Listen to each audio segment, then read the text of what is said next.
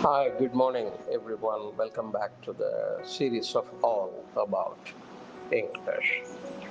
Throw in the towel அப்படின்னா துண்டை விட்டு எறியுது. இது எதுக்கு அப்படின்னா அவங்க இனிமே போட்டி போடுறதில்ல. ஒரு போட்டியோ இல்லை ஒரு முயற்சியோ அதை கைவிட்டுட்டாங்க.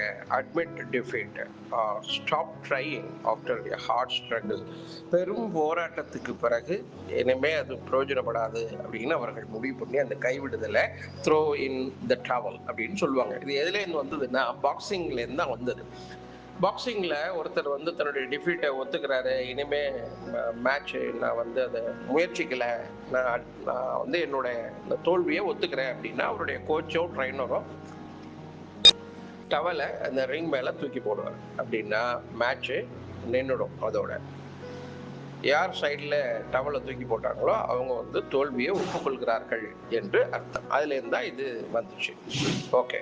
After working on the broken car engine for 5 hours, 5 மணி நேரமாக இந்த காரில் உள்ள இன்ஜினை, உடஞ்ச கார் இன்ஜினை ரிப்பேர் பண்ண பார்த்து he chose to throw in the towel. கடைசியாக அவன் இனிமேல் இது முடியாது அப்படின்னு சொல்லி இதை கைவிட்டுடலாம் அப்படின்னு முடிவு பண்ணலாம். அதனால he chose to throw in the towel அப்படின்னு சொல்லியிருக்காங்க.